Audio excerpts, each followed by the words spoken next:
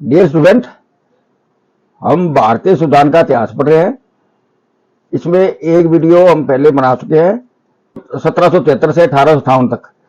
तो आशा करते हो आपने देख लिया होगा। भारतीय संविधान को हम दो भागों में बांट सकते हैं। एक 1773 1858 कंपनी शासन और दूसरा सम्राट का शासन 1858 से लेकर 1947 तक। ठीक है, 1773 से लेकर 1858 तक एक वीडियो हमने बना दी है। आज हम बनाएंगे सम्राट का शासन 1858 से लेकर 1935 तक और 1935 से 1947 तक का एक वीडियो आगे नेक्स्ट बनाएंगे। ओके, तो लेट्स मूव। हम इसको शुरू करने जा रहे हैं, आपको ज्यादा टाइम ना लेते हुए। 1858 भारत शासन अधिनियम। 1857 में एक बहुत बड़ी अंग्रेजों के खिलाफ क्रांति हुई, जिसमें हजारों लोगों ने भाग लिया। लक्ष्मीबाई, तांते टोपे, असंख्य सैनिक और मोहम्मद शाह जफर जो दिल्ली का सम्राट था, उसने भी इसमें भाग लिया। परंतु ये क्रांति असफल रही। इससे कंपनी की साख पर धब्बा लगा और ब्रिटिश शासन ने, जो कि मौके की तलाश में था, ने भारत का शासन अपने हाथ में ले लिया, सीधे अपने हाथ में। और पहला अधिनियम आया 1858 में, 1858 भारत शासन अधिनियम। ये क्राउन की तरफ से पहला अधिनियम था। भारत का शासन सीधा ब्रिटिश ताज के अधीन कर दिया गया। अब सीधा ही भारत का शासन कंपनी से लेकर सीधा ब्रिटिश ताज के अधीन कर दिया गया। ठीक, 1857 की क्रांति के बाद उपजे हालात को ठीक करने के लिए ब्रिटिश का शासन, जो भारत का शासन था, वो ब्रिटिश ताज के अधीन कर दिया गया। गवर्नर जनरल के पद का नाम बदलकर वायसराय कर दिया गया। जो कंपनी का शीर्ष अधिकारी था गवर्नर जनरल भारत में, उसका नाम बदल के क्या कर दिया? वायसराय कर दिया। ठीक, वायसराय भारत में ब्रिटिश ताज का प्रतिनिधि बन गया। वायसराय जो ब्रिटिश ताज का भारत में मुखिया यानी ताज का प्रतिनिधि और भारत में मुख्य अधिकारी हो गया। पहले वायसराय का नाम लॉर्ड कैनिंग, ये बात याद रखना। लॉर्ड कैनिंग जो था वो भारत का पहला वायसराय बना। सीओडी यानी कोर्ट ऑफ डायरेक्टर और बीओसी बोर्ड ऑफ कंट्रोल को समाप्त कर दिया गया। भारत सचिव पद का निर्माण कर दिया गया। एक नया पद ब्रिटिश में भारत सचिव पद के नाम से निर्माण किया गया। ब्रिटिश मंत्रिमंडल के सदस्य को भारत सचिव बनाया गया, यानी भारत सचिव था वो ब्रिटिश मंत्रिमंडल का एक सदस्य था। ठीक, लॉर्ड स्टैनली भारत के पश्चिम सचिव बने।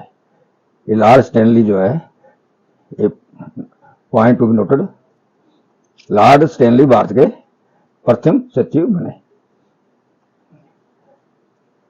सीओडी और बीओसी के अधिकार भारत सचिव को दे दिए गए। जो सीओडी यानी कोर्ट ऑफ डायरेक्टर और बोर्ड ऑफ डायरेक्टर के पास जो अधिकार थे, उनको ट्रांसफर कर दिया गया भारत सचिव के पास। ठीक, भारत सचिव ब्रिटिश संसद के प्रति उत्तरदायी थे। भारत सचिव जो है अपने कामों के प्रति भारत में उत्तरदायी ना होकर ब्रिटिश संसद के प्रति उत्तरदायी थे। ये बात रिस्पॉन्सिबल टू ब्रिटिश पार्लियामेंट है। तो वो ब्रिटिश में बैठते थे और ब्रिटिश पार्लियामेंट के उत्तरदायी थे। 15 सदस्यीय भारतीय परिषद का गठन किया गया। ब्रिटिश भारत सचिव की सहायता के लिए एक परिषद का गठन किया गया, जिसमें 15 सदस्य थे, जो भारत सचिव की सहायता के लिए बनी थी। डे टू डे कामकाजों में सब भारत सचिव की सहायता करने के लिए एक परिषद का गठन किया गया, जिसमें 15 सदस्य थे, जो भारत के सचिव की सहायता के लिए बनी थी। भारत सचिव और भारतीय परिषद के सदस्यों का वेतन भारत के राजस्व से दिया जाता था। जो भारत सचिव था उसके 15 सदस्यीय परिषद थी, उसके सदस्यों का वेतन कहां से जाता था? भारत के राजस्व से दिया जाता था, यानी वेतन बाहर से जाता था और वो बैठते लंदन में थे। ओके, आगे चले। 1861 बाढ़ शासन अधिनियम। इस अधिनियम में कानून बनाने की प्रक्रिया में भारतीय प्रतिनिधियों को शामिल किया गया। यानी पहली बार भारतीय प्रतिनिधियों को कानून बनाने की प्रक्रिया में शामिल किया गया। अब भारतीय भी कानून बनाने की प्रक्रिया में हिस्सा ले सकते थे, बहस कर सकते थे और कानूनों की समीक्षा कर सकते थे। मंत्रिमंडल व्यवस्था की नींव रखी गई। पहली बार ही मंत्रिमंडल व्यवस्था की नींव रखी गई। ठीक, अलग अलग पद विभाग बांट दिए गए, जैसे फाइनेंस मिनिस्ट्री, रक्षा संचार मंत्री वगैरह, जैसे कि आजकल भी अपने मंत्रिमंडल है, वैसे ही मंत्रिमंडल की नींव रख दी गई। ठीक, वायसराय भारतीयों को परिषद में गैर सरकारी सदस्यों के रूप में मनोनीत कर सकता था। वायसराय को यह पावर दे दी गई कि वो भारतीयों को परिषद में गैर सरकारी सदस्यों के रूप में नॉमिनेट करे। ये वायसराय को पावर दी गई। जो गैर सरकारी सदस्य थे उनको नॉमिनेट करने की पावर वायसराय को दे दी गई।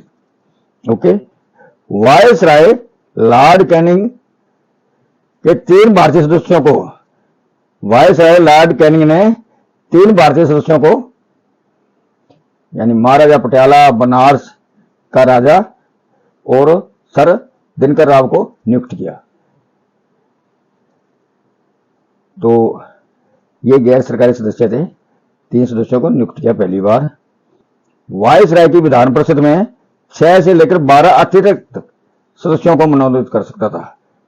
वायसराय के पास ये पावर थी कि विधान परिषद में कम से कम 6 सदस्य और ज्यादा से ज्यादा 12 अतिरिक्त सदस्यों को भी नॉमिनेट वो कर सकता था, जिनमें से आधे सदस्य गैर सरकारी होना जरूरी था।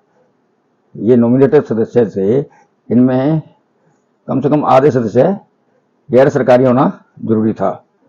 इन सदस्यों की शक्तियां केवल विधि निर्माण तक सीमित थी। जो ये नॉमिनेट सदस्य थे इनकी शक्तियां कितनी थी? सिर्फ कानून के निर्माण तक थी, इससे आगे नहीं थी। ठीक, सिर्फ इनकी जो शक्तियां थी वो कानून बनाने की थी। इस अधिनियम द्वारा वायसराय को आदेश जारी करने की शक्तियां मिल गई।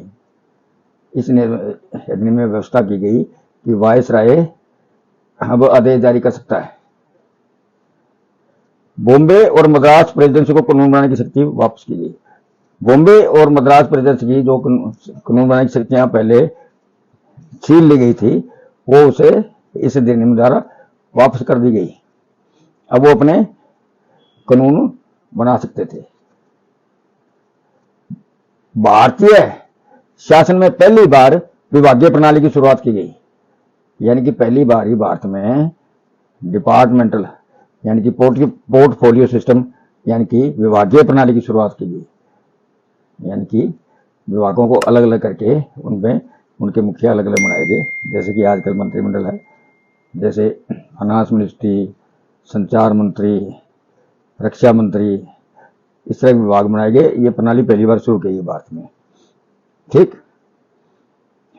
आपातकाल के समय वायसराय बिना काउंसिल की मंजूरी के बिना आदेश जारी करने की स्थिति में, यानी कि इमरजेंसी पीरियड में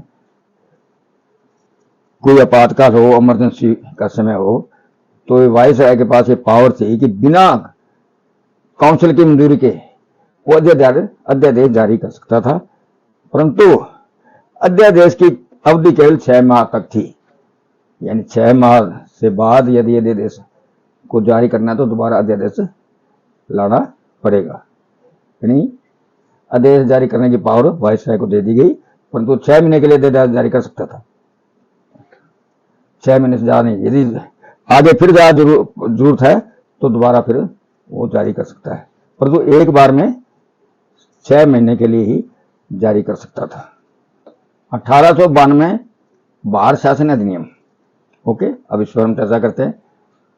इस अधिनियम द्वारा केंद्रीय और प्रांतीय विधान परिषद में गैर सरकारी सदस्यों की संख्या बढ़ा दी गई, लेकिन बहुमत सरकारी सदस्यों का ही रहा। यानी कि जो गैर सरकारी सदस्य थे उनकी संख्या में बढ़ोतरी कर दी गई, परंतु अभी भी बहुमत जो था यानी मेजोरिटी सरकारी सदस्यों की परिषद में थी। सरकारी सदस्य प्राइवेट सदस्यों से, गैर सरकारी सदस्यों से ज्यादा थे। ठीक, संख्या बढ़ाने के बाद भी मिनोरिटी में थे, यानी सरकारी सदस्यों की संख्या ज्यादा थी। परिषद में शामिल भारतीय सदस्यों को बजट पर विचार करने तथा सरकार से प्रश्न पूछने का अधिकार दिया गया, परंतु सदस्यों को अनुपूरक प्रश्न पूछने का अधिकार नहीं था।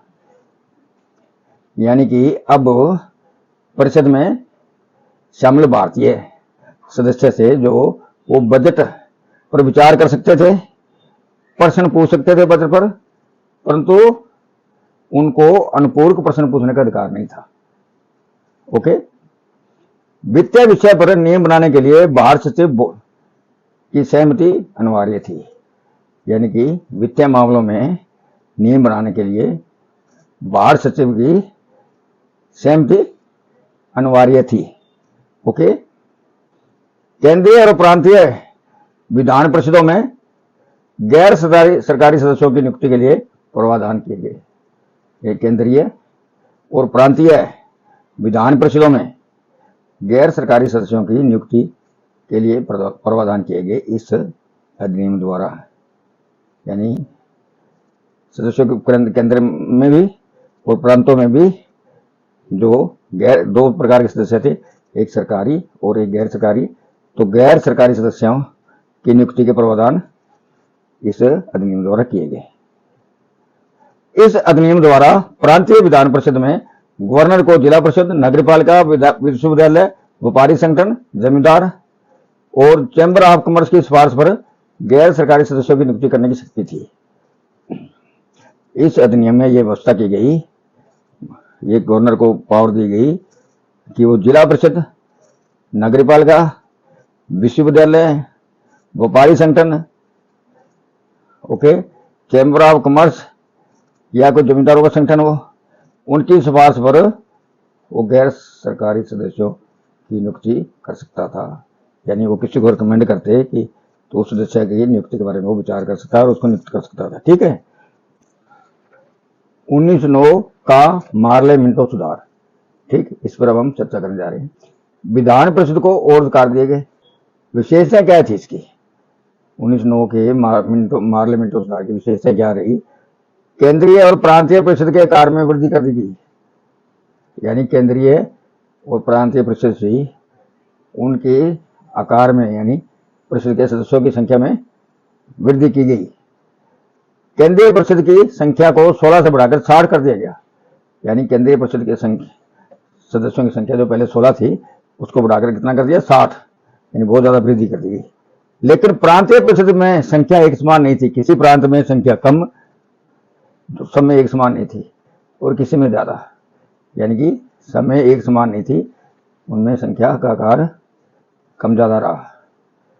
केंद्रीय परिषद में सरकार का बहुमत बनाए रखा गया। यानी केंद्रीय परिषद में सरकार का बहुमत रखा गया। यानी कि गैर सरकारी सदस्यों की संख्या सरकारी सदस्यों से कम रखी गई।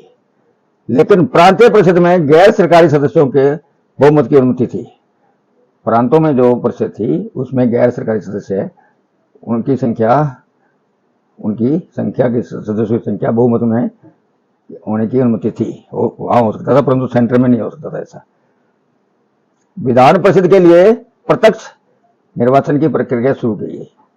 इसमें यह भी व्यवस्था की गई कि विधान परिषद के चुनाव में पहली बारी प्रत्यक्ष निर्वाचन यानी डायरेक्ट इलेक्शन की प्रक्रिया शुरू की गई। पहली बारी प्रत्यक्ष निर्वाचन की प्रक्रिया शुरू की गई। इस अधिनियम में केंद्रीय और प्रांतीय स्तर पर विधान परिषदों की चर्चा का कार्य स्तर बढ़ाया गया। इस अधिनियम में केंद्रीय और प्रांतीय स्तर पर विधान परिषदों का केंद्रीय और प्रांतीय स्तर पर विधान परिषदों का चर्चा का कार्य क्षेत्र बढ़ाया गया।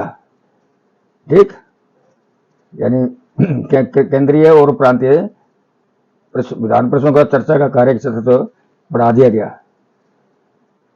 अब और ज्यादा उनका दायरा कर दिया गया। जैसे बजट पर प्रश्न पूछना,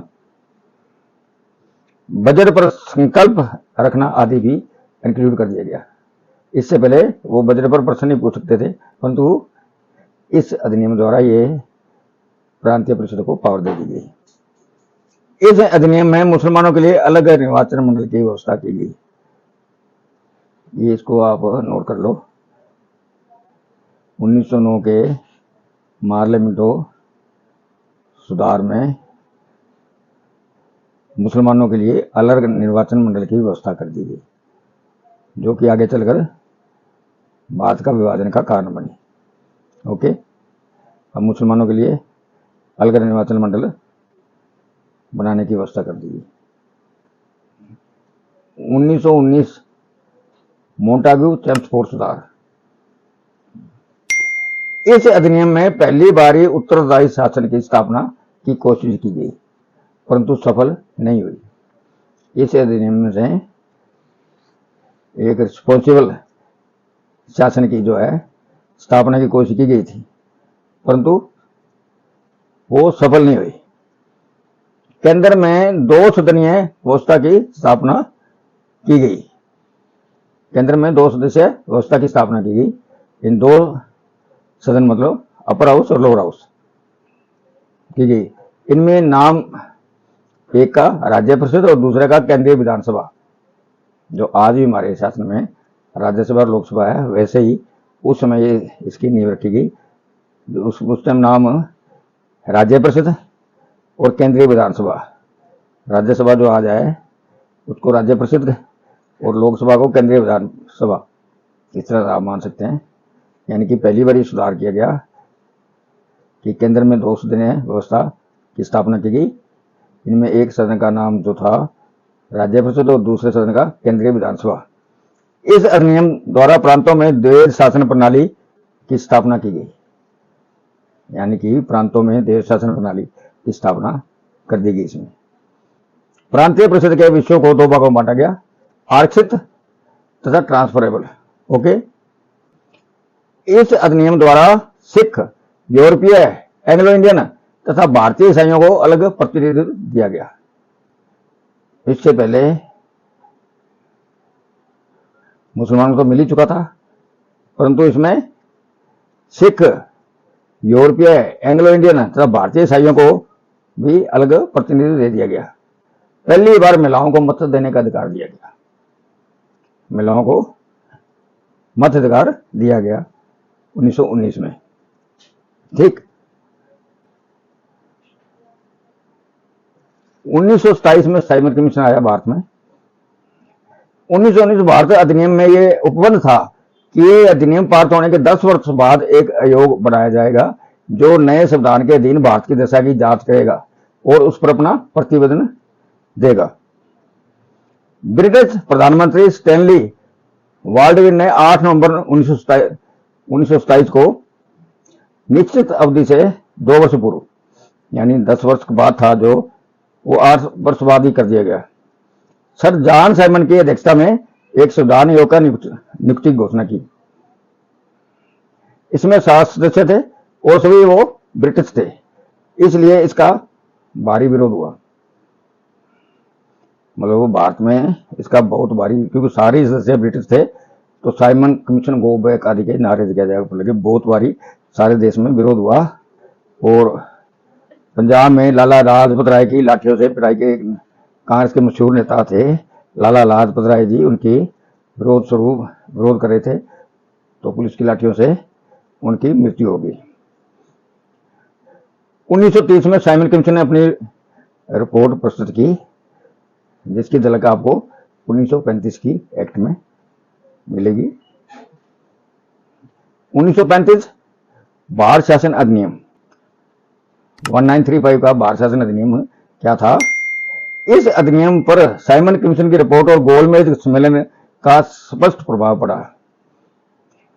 यानी कि साइमन कमीशन की रिपोर्ट का भी और जो 3 गोलमेज सम्मेलन हुए थे 30, 31, 32 में, 1930, 31, 32 में, उनका स्पष्ट प्रभाव इस अधिनियम पर पड़ा। संघात्मक सरकार की स्थापना का प्रयास किया गया, परंतु देशी रजवाड़ों के शामिल ना होने के कारण प्रयास असफल रहा। यानी इसमें फेडरल गवर्नमेंट का यानी संघात्मक सरकार की स्थापना का प्रयास किया गया था 1935 में, परंतु देश में जो देशी रजवाड़े थे उन्होंने इसमें शामिल होने से मना कर दिया, तो ये प्रयास असफल हो गया, ये सफल नहीं हो पा रहा है। प्रांत स्तर पर देश शासन को खत्म कर दिया गया। अब इस अधिनियम में प्रांत स्तर पर जो पहले देश शासन जारी था उसको खत्म कर दिया। केंद्रीय शासन में द्वैध शासन प्रणाली लागू की गई। केंद्रीय शासन में क्या किया गया? द्वैध शासन प्रणाली लागू कर दी गई। केंद्रीय विधानमंडल 2 चरण का हो गया, संघीय सभा और राज्य परिषद। इनके नाम क्या हो? संघीय सभा और राज्य परिषद। प्रांतों को स्वायत्तता प्रदान की गई। प्रांतों और प्रांतीय विषयों पर विधि बनवाने का अधिकार प्रांतों को दे दिया गया।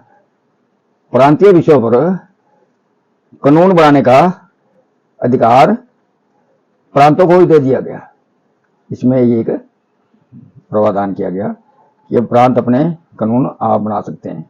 ठीक। बर्मा को भारत से अलग कर दिया गया। सिंध और उड़ीसा का निर्माण किया गया, यानी 2 नए सूबे, 2 नए प्रांत सिंध और उड़ीसा का निर्माण किया गया और बर्मा को भारत से अलग 1935 के अधिनियम द्वारा कर दिया गया। और सबसे महत्वपूर्ण बात ही सुप्रीम कोर्ट की स्थापना की गई। इस अधिनियम द्वारा सुप्रीम कोर्ट की स्थापना की गई। ठीक। तो ये था हमारा आज का वीडियो। 1935 का जो शासन अधिनियम था वो बहुत महत्वपूर्ण था। ये काफ़ी बड़ा है, परंतु हमने मेन टॉपिक लिए हैं क्योंकि वीडियो बहुत लंबा हो जाता है। हेलो, ये अधिनियम इतना है कि बड़ा और प्रभावशाली था कि इसका 70% भाग जो आज में हम अपने संविधान में देख सकते हैं। 1935 के अधिनियम की व्यवस्था आज़ादी तक चलती रही और उसके बाद इस अधिनियम से जो भाग भारत के अनुकूल थे शासन में वो हमारे मॉडर्न संविधान में ले लिए गए थे। तो student, bye bye, next video में फिर मिलेंगे और आशा करते हैं कि आपको बहुत अच्छी तरह समझ आ जाएंगे। किसी प्रकार की कोई भी कमी रहे तो आप कमेंट बॉक्स में कमेंट कीजिए and we are always ready to solve your problem. Okay, thank you so much.